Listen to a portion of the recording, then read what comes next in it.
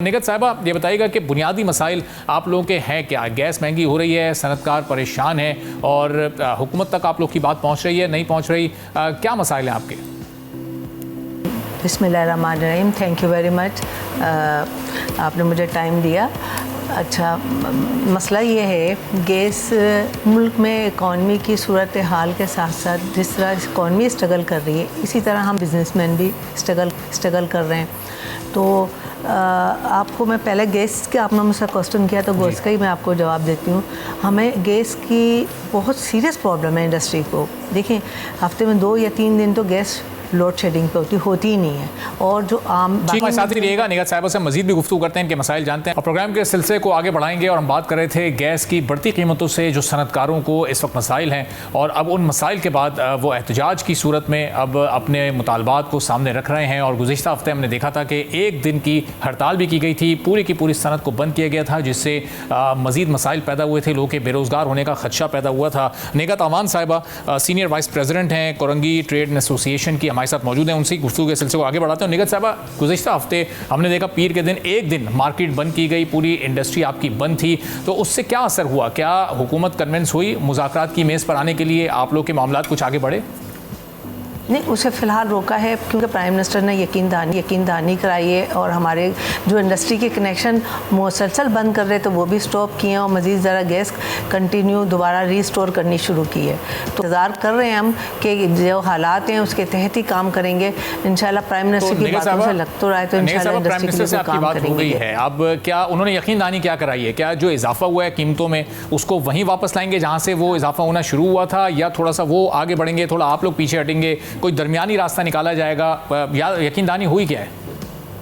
मेरा अपना ख्याल है ऐसी अभी कोई बात नहीं हुई है कि हम कुछ आगे बढ़ेंगे। देखिए, इंडस्ट्री आगे बढ़ने के लिए तो हमेशा ही तैयार होती है, सब कुछ है, लेकिन अभी हालात देखे जाए ना, हमारे मुल्क में बेड लक ये है कि मुल्क के हालात इतने ख़राब हैं और मज़ीद मुल्क के जो वाहिद एक हल है इंडस्ट्रियलाइजेशन, और जो इंडस्ट्री लगी हुई है अब ऐसी पॉलिसीज़ बनाई जाती हैं कि वो भी बंद हो। एक्चुअल बिजनेसमैन को फ्री हैंड देना चाहिए। मुल्क का जो मसाइल हैं वो इंडस्ट्रियलाइजेशन है, और छोटे बड़े बिजनेसमैन आए और इंडिपेंडेंट काम करें और मुल्क की इकॉनमी में अपना पार्ट अदा करें। और बिजनेसमैन को फ्री हैंड देना चाहिए ताकि वो जो है अब फ्री हैंड होकर काम करे। जब अब देखिए, कुछ बातें ऐसी होती हैं, जब मार्केट में कोई प्रोडक्ट आती है ना, उसकी स्ट्रेटजी चेंज होती है उस प्रोडक्ट की, और जब वो प्रोडक्ट जो है मैच्योर हो जाती है तो उसकी स्ट्रेटजी चेंज होती है। इसीलिए आज हमारे मुल्क की इकॉनमी में स्ट्रगल में है, तो हमारे मुल्क की इकॉनमी के जो पॉलिसीज़ हैं वो भी चेंज होनी चाहिए। हमें मिसालें दी जाती हैं यूरोप की, अमेरिका की, उस मुल्क में ऐसा होता है, इस मुल्क में ऐसा होता है, ये है भाई। हाँ, आप ये देखें, हम इस वक्त इकॉनमी हमारी स्ट्रगल कर रही है, तो हमें ऐसी पॉलिसीज़ बनानी चाहिए कि बिजनेसमैन को फ्री हैंड मिले।